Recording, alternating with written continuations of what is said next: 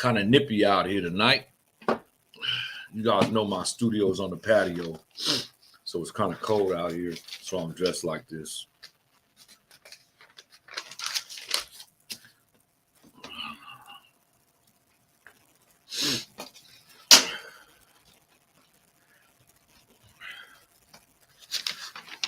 I'm going to get to it right now. Give me about 1 or 2 minutes.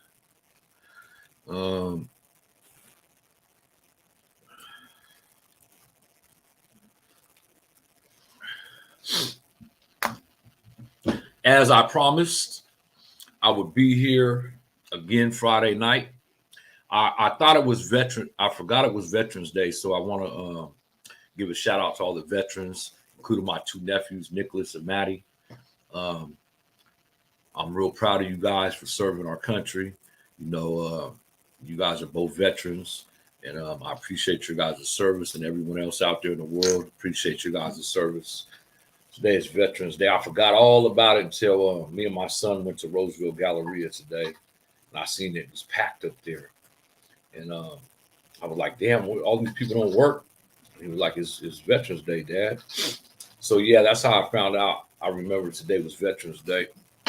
As you guys see, the thumbnail is about having the worst celly that you could possibly have. A Celly from Hell is what I like to call it. And back in I want to say it was the end of 2012, maybe the beginning of 2013. I was in the hole in Solano for almost 2 years, not quite 2 years. And I was over there I was on potty watch, didn't get caught with nothing, but they kept me in the hole for overfamiliarity, and they investigated me for almost 2 years for overfamiliarity. What's up, Mello? Anyways, from Solano Hole, my points went up to 63, 64, 60 in the 60s. And back then, if you was over, I think 52 or 54, you became a level 4. And somehow they classified me a level 4 180. And I already been to Lancaster, level 4 270, and a couple other level 4s, but I was kind of happy in a way because, as you guys know, I'm from Sacramento, and Folsom is in my backyard, so I'll be getting visits regularly, I thought. What I didn't know is when they sent me from Solano Hole to New Folsom, I went to C facility, and they was on lockdown. What happened was the Crips and Bloods got in a riot. So the Crips and Bloods were on lockdown. And while the Crips and Bloods was on lockdown, the Bay Area and the Hoover car was still at normal program. And they went to the yard and they got into it with the Southern Mexicans. And the Southern Mexicans took off on the blacks. And it wasn't that many blacks because the Crips and the Bloods were on lockdown. So they won that one. So I walked into New Folsom, I want to say the beginning of 2013, maybe the ending of 2000. I think it was the ending of 2012 because it's before Christmas. I remember I got my package and my property right before Christmas. So I believe it was the end of 2012 I got to New Folsom. When I got there, it was a lockdown. And back then, 10 years ago, when they put a level 4 on lockdown, it wasn't a 2-3 week lockdown. It was months. And I remember getting there and going to one building on C facility. I went to one building, the orientation building, C section. One building, C section. And I get there, we was on lockdown, like I said. And after orientation, after I went to committee and they classified me to stay there, I found out that Wesley Godfather Hunter was there. Now, as you guys know from my interview with Wesley, I call him Godfather. He's from Main Street Crip from LA. He was down a long time then, 20 plus years, almost 30 years, maybe even 30. And I knew he was an author. So he was in B section. So after going through orientation and they cleared me to go, to another building, I paid to get put over there in B section with him. I wanted to get in his ear about my books. I knew he was a hell of an author. So that's what ended up happening. I was there probably 20 something days on orientation. Got off orientation, I moved to B section in one building. When I moved to B section, there was a cat that came with me from Solano. He was a Crip from West Coast Crip, San Diego, 30s West Coast Crip. I ain't going to say his name. Matter of fact, I am going to say his name. His name was Tone Low. Tony Valentino. Tony Valentino Williams. His last name was Williams. Anthony Williams was his name, but they called him Tone Low. Anyways, we decided, because we was both on orientation, they had a cell open, that we was going to cell up together.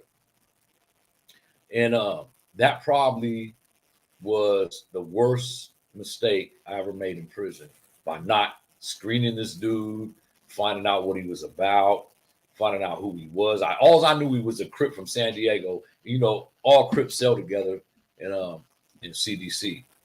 So we decided that he was trying to stay in one building. I was trying to stay in one building. We ended up being cellies in one building, bottom tier.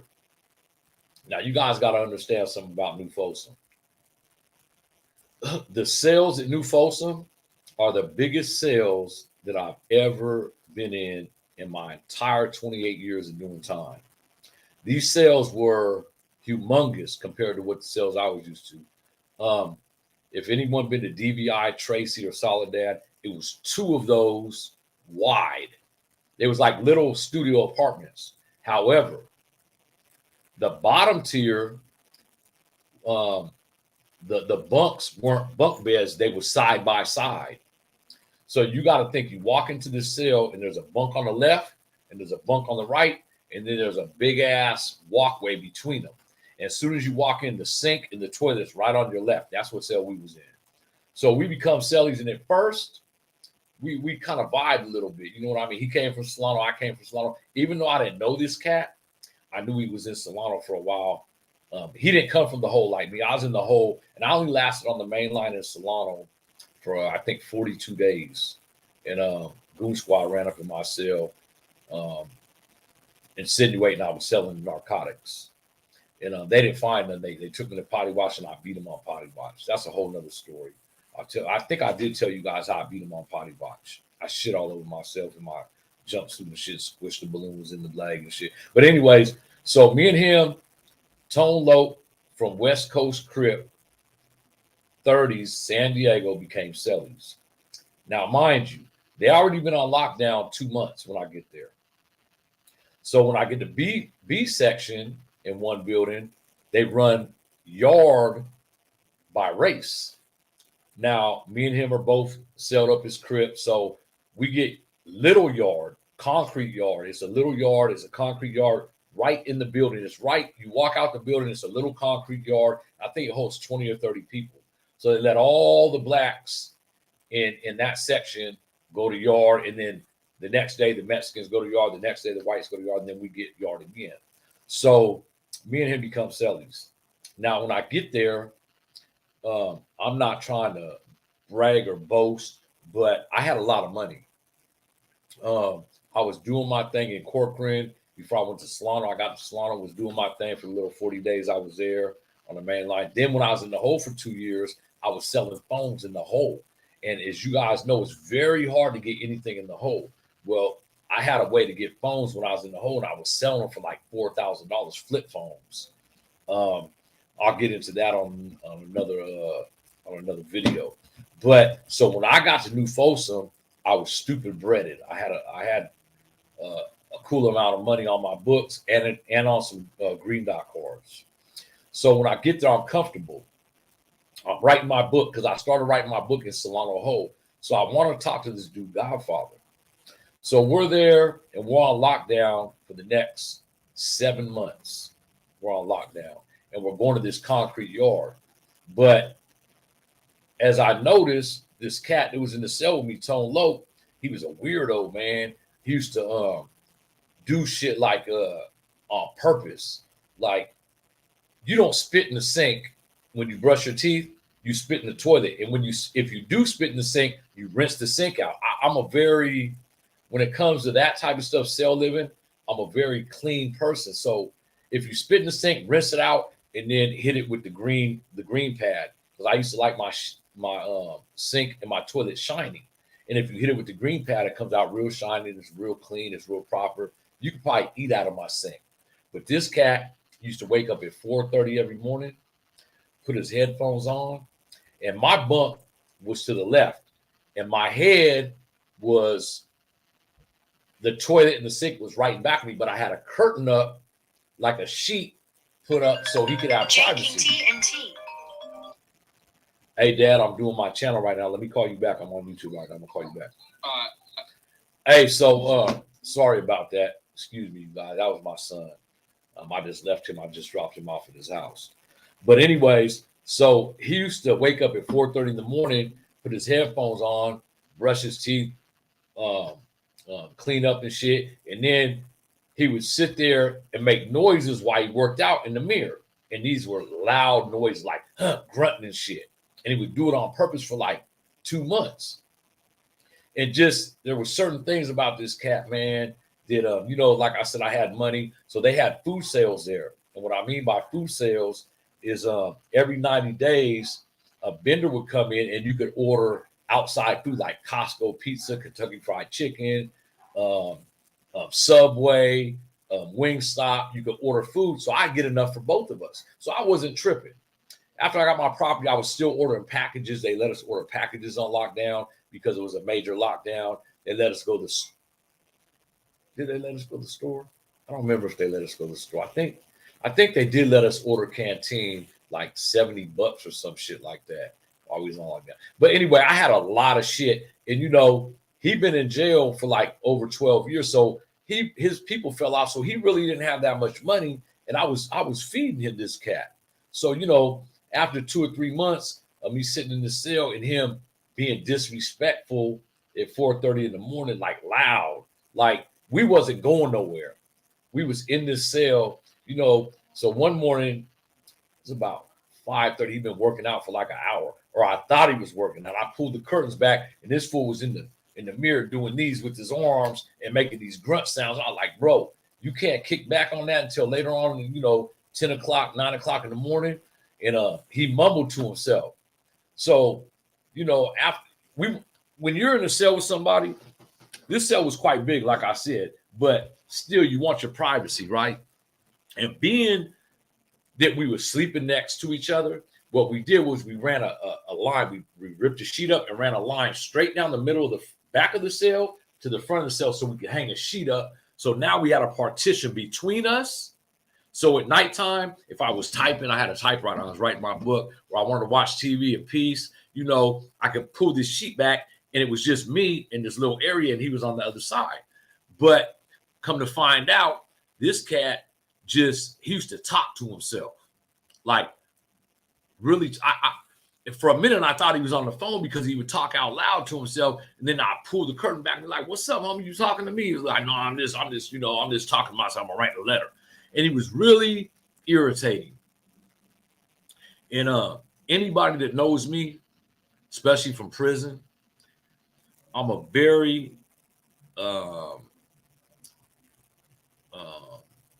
I get along with everybody. Even if you're a blood, if you're a Sureno, if you're a northern, if you're a white, I give everyone the same respect as they give me. People used to call me when I used to be in the cell with the other cats. They used to be like, damn, dog, you're the best celly I ever had, because I wasn't a petty dude.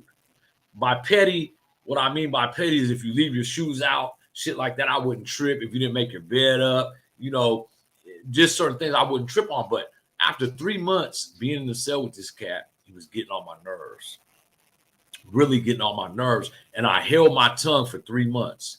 So during this lockdown, I had a homie come from my neighborhood, Money Michael Haynes. Yeah, he got a life sentence. He's struck out. But Money Mike came, and he came to B section. He was 2 cells down from me, right? And when we went to Little Concrete Yard one day, I was telling him, man, you know, I'm going to move this cat out the cell and move you in with me. And he was like, who you got in the cell? And I told him Tone Loc. He was like, Tone Loc. And I told him who he was like. Man, I know that cat. He's hella cool. I was in Solano with him for about 3 years. He's cool as fuck. And I'm like, nah, bro. He might be cool, you know, at another prison, but if you're in the cell with him, he gets on your nerves. He does it. And I wasn't trying to be petty. So Money Mike's like, hey, dog, why don't I move in the cell with Tone Loc? And I was like, man, let me think about that. So while we're on the concrete yard, you know, I'm hollering at everybody. And you guys got to know something about prisons, level 4. Well, actually, all prisons in California. There's more LA Crips than any other segment besides Sureno's in California prison system. And I would say LA Crips and Southsiders, Mexicans from down south, are probably the numbers are probably almost equal. So, you know, I go to the yard and I'm congregating with everybody, man. And I got another homeboy that came there, Tiny, I think it was Tiny Stingham. Tiny Stingham came from Old Folsom and he came with a stocking kid. That's a whole nother episode. I'm going to get into it. I'm going to give you guys a video about that. But let me get on to this video about the worst Celly. So knowing that Money Mike was there and he wanted to sell with this cat, right? It was really on my mind, but I didn't feel comfortable. Me and this cat is getting in arguments. We're basically butting heads in this cell, like every day now. I would say something, he would say something. I'd jump up on my bed, you know. We was really getting into it. So you got to understand something. Godfather was, if I'm standing in my cell door, he's in the cell next to me on the right. The cell next to me on my left was a cat named Doc. Doc from Harlem 30s. And these are two older cats. Well, Godfather was my age, but Doc was in his late 50s, early 60s. And Doc been down a long time, man. And I really fucked with these cats real cool, man. And up above me, we had a cat from Watergate. No, I take that back. He's from Pomona. I think Trey 5'7" from Pomona. And you know, so everyone around me, I used to fuck with real tough. And it was cool. So one day, man, I wake up in the morning and I forgot to tell you guys something. In New Folsom, you don't go to chow hall to eat. They bring you a chow in the morning. They bring you a breakfast tray. And I never ate that shit. I used to give my tray to Tone unless it was, I think it was shit on the shingle I used to fuck with. But I never ate breakfast, but I get my sack lunch. At breakfast time, when they handed you your tray, they would give you a sack lunch. And then they come by, pick up your tray. And then at dinner time, probably, I think right after count or right before count, they come and feed you dinner. And I'd eat that sometimes, but I'd mostly cook it myself. So one morning, he wakes me up 4:30 doing his little burpee routine, right? He's hella loud. I hear him spitting in the sink and shit. I had to piss hella bad. So I pulled the curtain back. I'm like, hey, Tone, I got to use the bathroom real quick. He acted like he didn't hear me. So I got up out my bunk, put my shoes on. I already have my sweat shorts on and shit, put my shirt on, got my toothbrush, put it in my mouth, put the toothpaste on it. So I'm waiting for him and he don't respond to me. So I pull the curtain back like, hey, man, I need some privacy over here. I'm trying to work out. I'm like, hey, bro, I need to use the shitter, man. I need to take a piss. So he takes his time, goes over this thing, and he's loud. He's throwing his headphones on the bunk and shit. So when I go over there, I feel animosity in the cell. It's something about, you guys got to know something. When you're in the cell with somebody and there's animosity, and you guys already talked about what I talked to him about, what I expected. I listened to him, what he expected. You know, you got to have a respect factor when you're in the cell with somebody, man. And both of us been around a long time. We both had E numbers. I had an E3 number, and he had an E6 number. So I had a number from back in the 80s, and he had a number from back in the 80s or early 90s. So I know he'd been around a long time. So he was throwing his headphones, making gestures and shit. So after I brushed my teeth, I tied my shoes up, and I pulled the curtain back. I'm like, hey, cuz, you got a problem or something? And he's like, if I had a problem. So I fired him. So me and him scruffling, fighting in the cell, right? So we fought for like maybe 2 minutes, 3 minutes. We wrestling, we chunking them, we fighting. We broke the our partition down. The cell, his Walkman got broke, his CD player and shit. So, you know, he got a little bit of blood coming out of his mouth. I got blood coming out of my nose and shit. My hand feels broken shit. So afterwards, Doc from Harlem yells through the vent. He's like, hey, dog, hey, cuz, you all right over there? I'm like, hell yeah, I'm all right, nigga. So, you know, they trying to check and see, you know, it's very noisy when two people get in a fight in the cell, everyone around, you could hear it. So this is morning time. So Chow still has to come. Chow ain't even came. So when Chow comes, he gets both trays and shit. I give him the tray and shit. So now I'm on my P's and Q's. The whole time when I was in prison, I had a cane. I had a wooden cane. And I knew from a OG back in the day that if you went to medical and you had any kind of back injuries or leg injuries, they'd give you a cane. And I played on that and I got a cane. So I had a cane in the cell. And, you know, after we got him up and after he ate breakfast and shit, I'm thinking, you know, one of us got to go because I'm not going to sleep in the cell with this cat that I didn't bang him and beat him up, but I got a little bit the best of him. I got the best of him on that one. So, you know, I'm not laying on my bunk. I'm sitting on my bunk and I got my cane on this side of my bunk like this in case he fires on me. Every time he goes to the bathroom, I'm waiting for him. You know what I mean? So all day it's like that. It's real. And it wasn't yard day, so we were stuck in the cell. So, you know, people shooting me kites up under the door. Hey, dog, what happened to you? And Tone Cool in there and woo, woo, woo. So he sees all these kites coming under the door. So what happens is chow time comes for dinner. Dinner comes. So they pass us our trays and shit. And I'm like, when they pass us our trays, I didn't eat it that day. I told him, I said, hey, Tone, you know, I don't want to have no animosity in the cell with you, bro. So I think maybe you should find another cell to move to. He's like, yeah, I'm hollering at my homeboy upstairs and shit. I'm going to move out. I'm going to move out. So what happens is pill call comes. And usually, like every day when pill call comes, they come to your door and they would talk to you through the crack in the door and they'd hand you your pills. Except on Wednesdays, they would call you out. The nurse would come in the pod and they would you would have to go out. So this day was a Wednesday. So the nurse called us out for our pills and shit. I didn't have pills. He had pills. So we went out to his pills. I went out with them to ask the nurse for a sick call slip. So I'm out there and Money Mike's called me to his cell. And there's like 6 people in front of me. So I go to Money Mike's cell. He's like, hey, nigga, what happened with you and Tone Low? I told him, man, I'll talk to you later. Me and him got him up. He's like, hey, why don't you move me in with him? And, you know, being that I've been around a while, I knew that because Money Mike was from 29th Street, and Money Mike wasn't known to be a fighter. Money Mike still had a perm. He was like one of them player type pretty boy. He wasn't a pretty boy, but, you know, he was more of a player type, get money type cat. And I never heard of no fights he's had. He's like, hey, dog, for reals, man, let's get to the seals. I'm going to put a cell slip in so you ain't got to sleep over there tonight. I'll move in with Tone Low. Well, Money Mike was in the cell with a cat named Sea-Dog from Rolling 60s, Big Sea-Dog. And I think I told you guys in another video about Big Sea-Dog. Big Sea-Dog was in there with a life sentence for murder, and he was married to Snoop Dogg's Doggy's Angels, Chan, Big Chan.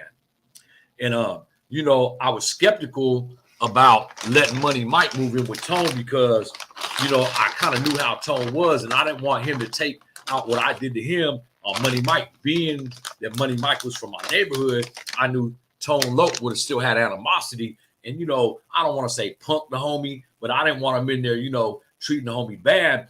But Money Mike was adamant. He was like, hey, man, I've been knowing Tone Loc. So I was like, all right, do the cell change slip. Even though, you know, after you get in a fight with somebody, you don't want to be the one to move out of the cell because it kind of looks like, oh, he kicked you out the cell after you guys got in a fight. He won. And it wasn't like that. But to save all the you know, the animosity and what could have been, I told Money Mike, go ahead if you want to move in with him. And I told him the circumstances, what happened, how we got in a fight shit. Like, no, I know the cat. Ring, you know, me and him's cool. I said, okay. So Make a long story short, me and Money Mike trade sales. I moved in with Big Sea Dog from Rolling 60s. That was one of the best cellies I ever had. However, this is what happened. I hear probably like 4 or 5 days after I moved, we go a little yard trip. I'm asking Money Mike, how's it going with you over there? He's like, man, you was right. This cat is a J cat, dog. It's like, man, this motherfucker's crazy. All he does is talk to himself, wake up and make noises. All right, see what I'm talking about? So I heard him one night. They was in there arguing. And I just turned my TV down so I was listening to shit. And they was going at it. They was arguing for a minute. So this is about a week later. Matter of fact, it was a week later because it was Wednesday again. And the lady that called you out to do the pills was there again. So she didn't come to the door. So they opened the doors up. Let's go out for pills. So I go out the cell. Now, mind you, me and Sea-Dog's in the cell, right? Sea-Dog got knives in the cell. He got 3 knives in the cell, bangers, bone crusher. So he's like, he gave me one. So I tell him before I go out the pill car, I'm like, hey, Sea-Dog, I'm going to slide the homie, my little homie, this banger, when we go out the pill car, in case that fool Tone Loc tries to jump on him, he could blast this fool, right? Sea-Dog's like, yeah, that's a good idea. This is the first time I lost all respect for Money Mike. So I get a manila envelope. This is a flat. If anyone knows what a flat is, it's a knife, and it's made out of a flat piece of metal. See this fingernail clippers? And it's sharpened to the point. And it's about 7 inches long with the handle. So I put it in a manila envelope, and I put papers on top, put papers on the bottom, and I seal it. Go to pill car, go to Money Mike's door. Tone Loc's at the door. When I go to the door, and I'm like, hey, tell my homie to come to the door. So Money Mike comes to the door, and I slide him the thing under the door, and it's a kite in there with it. I tell him, man, don't tell your celly about this this thing I'm sliding, but just put it up and keep it in case something happens in here. By the time I get to the pill cart and ask for a sick call slip, I'm going back to my cell. Money Mike's calling me to the door. He's like, oh, come here. I go to the door, and he slides me the manila envelope out the door. And I'm like, nah, cuz you got to keep that. He's like, nah, my celly don't want me to have that in here. I told him in the kite. I'm like, cuz don't tell your celly that you got a banger in the cell because he ain't going to want it in the cell because he's going to think you're going to attack him for me. This dude opened the thing up, showed Tone the banger I sent him, and Tone looks like, man, get that back to the dog. We don't need that in here, man. What does he want you to have that in here? So at that moment, when he slid me that banger back and I took it to the cell, he didn't slide me no kite or nothing. I lost all respect for Money Mike because he should have never showed his celly that he had this thing in the cell, man. Even though, if I'm in the cell with a homeboy and we're vibing, you're supposed to tell your celly what you have just in case the goon squad comes, right? But under these circumstances, I specifically told him, don't let this cat know you have this because he's gonna be paranoid if he knows you have this in the cell. And sure enough, that fool Tone Loc seen it. I guess he showed it to him. He was like, man, shoot that back to the dog. So the next yard, when me and Money Mike go out there, I get on his helmet. And I'm asking him, man, why you show? He's like, man, that's just respect. That's just respect telling your celly what you have. I'm like, man, but the reason why I shot it to you is because me and him got into it. He understood that, right? Me and Sea-Dog was in the cell for almost a year and 2 months. We was in the cell for 13 months. And I got transferred out, but that was one of the best cellies I had. Me and him got into it in the cell too because we was playing chess one day. And I forgot what happened, but I threw the whole chessboard on him. That fool told me straight up, he was a big dude, probably 6'2", probably like 270. Anyone know Big Sea-Dog from 60s? You guys know who I'm talking about. After I left him, he threw a cop off the tier in Lancaster or Pleasant Valley. He was a beast, man. Sea-Dog was a beast. But anyway, I just wanted to give you guys a little spiel, you know, and depending on who your celly is, if you got a great celly, a good celly, and you guys really vibe and you guys got a lot in common, your time goes by so fast.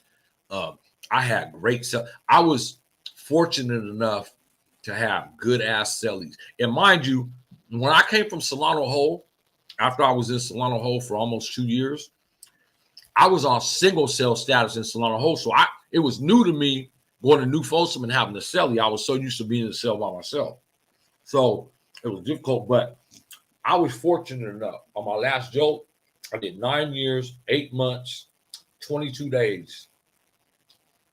And I can't tell you that I had one bad celly in that whole amount of time, except Tone from 30s. And I'm gonna tell you something what Tone did. This is how scandalous this cat was, and I knew he was scandalous. When I left Folsom, mind you, when I was at Folsom, I told you they ran a little yard, and the blacks would go out on a little yard. Most of the time, he would stay in the cell. You know what he was doing in the cell?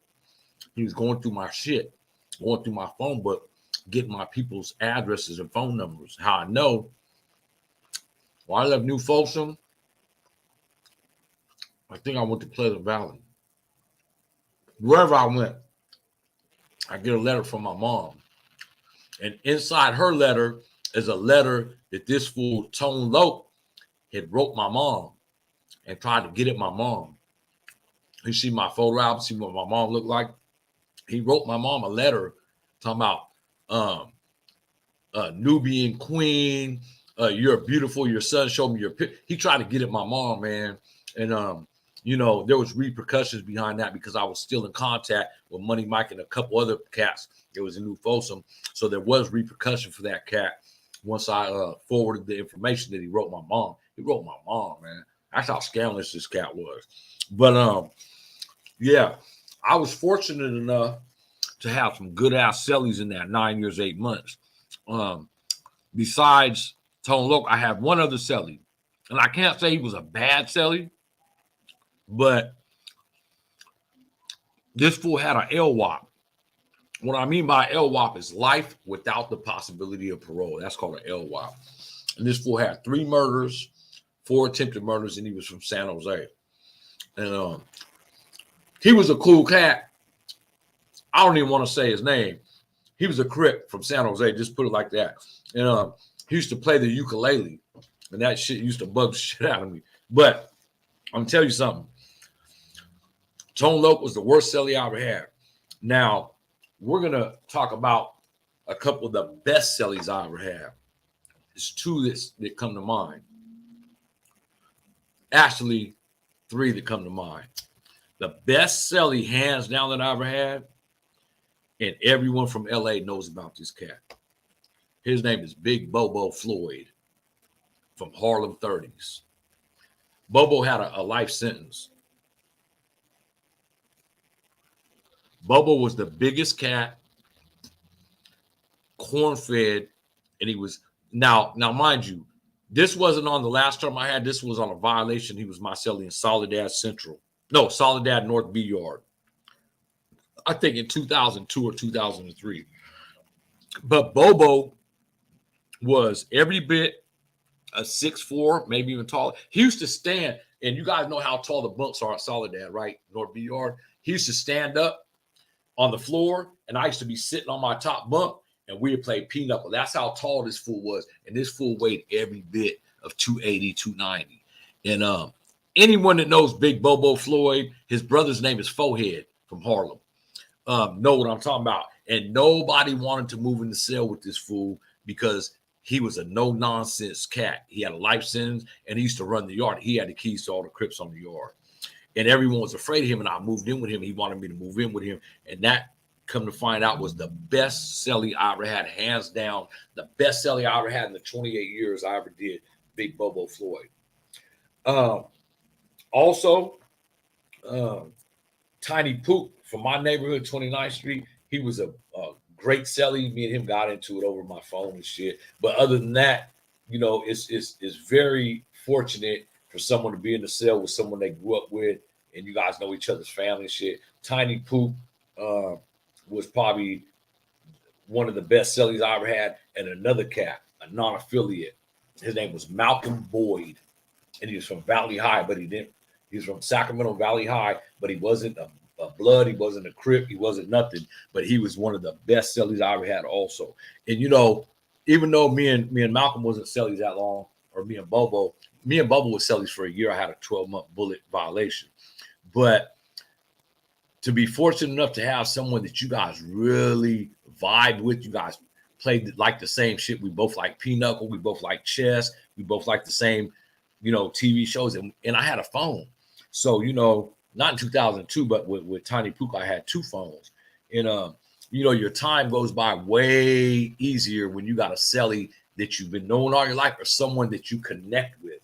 And like I said, I wasn't a petty ass Celly, man. I had a policy. I always had money in prison. I always did my thing in prison. So I always had money, and I had enough to take care of me and whoever I was in the cell with. And I always made it clear to my Cellys, anything that comes in that cell door is yours as well as it is mine. I split everything in half with people. And that's how cellmate's supposed to be. And some people take that as, oh, he's giving me stuff because when I get stuff, he's going to want half. No, I'm just like that. I've always been a giver all my life. Even in my relationships on the street, with my kids, with my wife, with my mom, I've always been a giver. It makes me feel better to give than to receive. Who is this? Were you in Soledad North BR in 01 when as SS got stabbed in a cell in Shasta Hall by a Northerner? I was there in 2001, bro, and I was in Shasta Hall. That's where they got the washers and dryer. My cousin was there, Keto.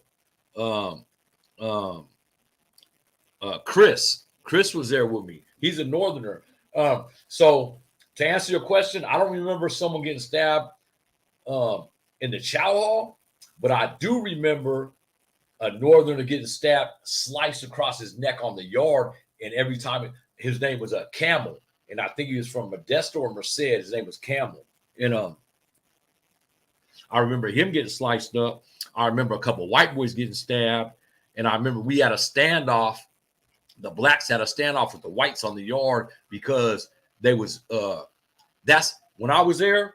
That's when they took all the blue button-down shirts and the pants, and they was giving us them pullovers, and they was making us send our 13-inch TVs home, and they was making us buy 9-inch TVs. So we had a standoff. We all stood up on the yard, and we wouldn't go in. And the white boys, we had a standoff with them. That's what I remember about Soledad North BR, 2001 and 2002. I don't remember a Southsider. Oh, a Southsider got stabbed in a cell in Shasta Hall by a Northerner. Hey, Mr. Me, that sounds real familiar, but I think I would have remembered if a Southsider got stabbed by a Northerner in the cell. I don't even know how a Northerner would go in a Southsider cell like that. It's possible it could have happened, but I don't remember that. There was a riot between the Hoovers and the Hoovers and is a riot between the gangster car and the Fresno car when I was there over a Walkman. There's a riot on the yard, a 10-on-10 riot with the Hoovers and the Fresno car in the gangster car. I remember that over a Walkman. But I don't remember a Southsider getting stabbed by a Northerner when I know there was a lot of Northerners, and I used to kick over there by my cousin's tables over there by the other hall. Whitney, I think it was Whitney Hall. But yeah, I don't remember that, bro. Let me see what else you said. Yeah, I seen that. Hey, James. No, Tiny Pook is still in. He's a new Folsom, I believe. I talked to him like 6 months ago, bro. He caught more time since he's been there. He's almost maxed out right now. When I left him a phone, and he lost the phone or gave the phone away, some old crazy shit. I left him for me and him was Celly's for over a year, man. We were Celly's 2 or 3 times. Tiny Poop, that's my cat, man. His dad, Iceman, died when we was Celly's, man. But yeah, that's my little brother, man. I love Tiny Poop. That's my cat.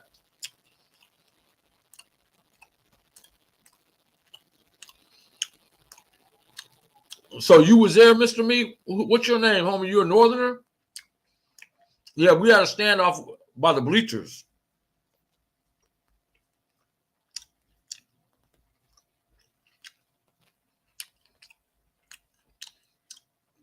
Let me see, Mr. Me. Yes, sir, he was. Who you talking about, Bobo? You was there when Bobo was there? Bobo Floyd? Marcelli? We was in Shasta Hall.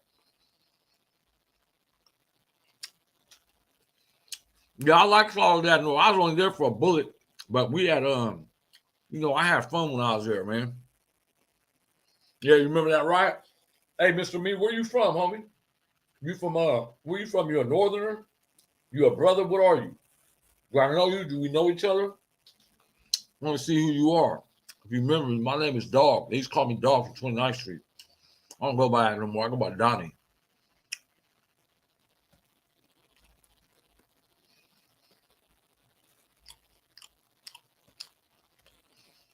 Rest in peace, Iceman. Rest in peace, Iceman.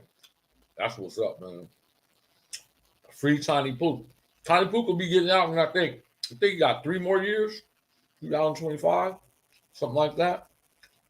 He ain't got a life sentence. Tiny Poop could have been home a long time ago. You guys all know what Tiny Poop's case is. I don't even want to talk about his case, but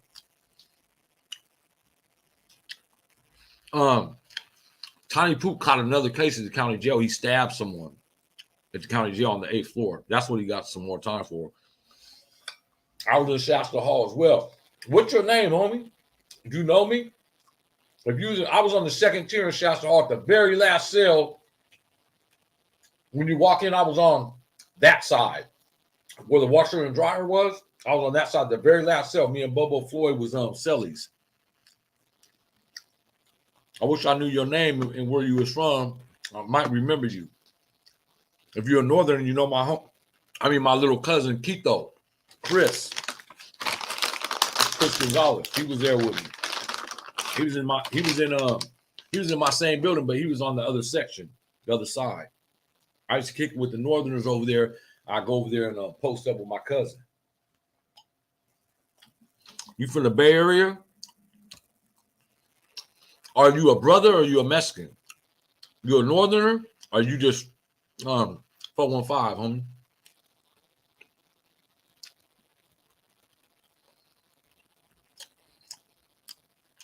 I've been on 43 minutes. I'm trying to keep all my videos under an hour now.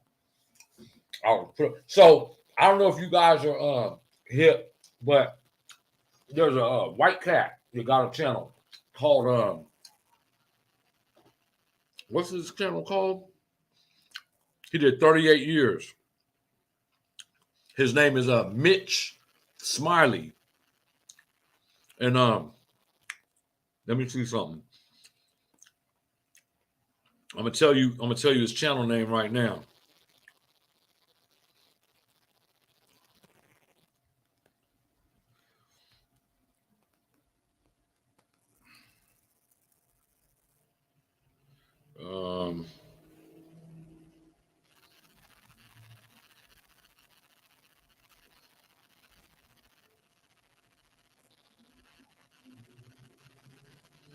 Not bad intentions. Let me see, Mitch Smiley.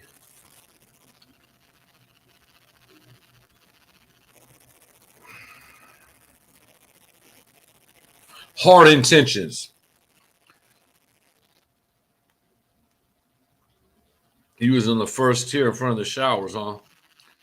Okay, that's where I was when I started out, right in front of the showers on the first tier. Hey, so this white cat, he got a YouTube channel called Hard Intentions. I'll tell you something about this cat. You guys should check out his channel, man. Smiley, I call him Smiley. I've been knowing Smiley since 1991. Me and him was a DVI, and he's an old biker cat. And Smiley was one of the very few white cats. And I can't even say very few because I met a lot of white cats I fuck with. But Smiley ran his own program. He did 38 years for murder he didn't commit, and he's out right now, and he got a YouTube channel called Hard Intentions. I'm going to do an interview on his channel for him next week sometime. And I want you guys to check it out. I'll post it on my channel so you guys can check it out. Yeah, Hard Intentions, man. You know him? So I've been knowing Smiley for a lot of years, man. And Smiley's a good-ass cat. We used to be on the same work crew together. We used to be in the sandwich room making lunches for the main line in DVI in 1991, 1992.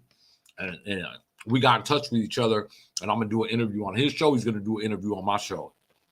So if you guys already haven't liked this video, go ahead and smash that like button now. If you guys haven't subscribed to my channel, hit that subscription button. Sorry about that. I'm sprung off beef jerky. I eat beef jerky all day long. If you guys haven't hit that notification button, hit that notification button. The reason why I'm telling you, making these videos, is so these youngsters know it ain't all fun and games in prison. You know, you go to prison, if you go to a level 3 or level 4, which most of you will if you start out, you're gonna have to prove yourself.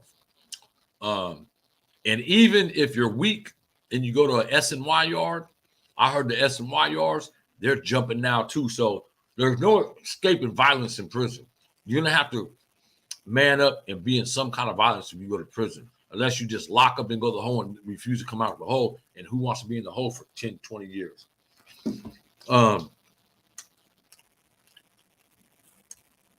It is. It's called Hard Intentions, Salinas.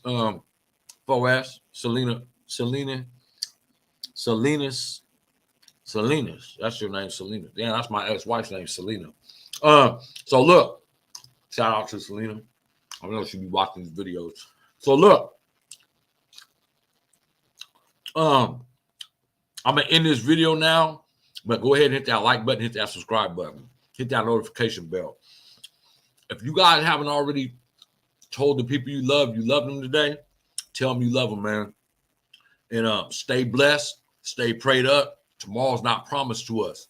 Try to keep your kids, your nephews and nieces off of these streets, man, and lace them right. Don't lace them to be what we was growing up, because I see a lot of people on my channel, they've been to prison with me. I don't know your name, Mr. Me. I don't know your name, Mr. Me, but tap in on my Instagram. My Instagram is in my bio. And let me know who you are. Maybe I'll do an interview with you.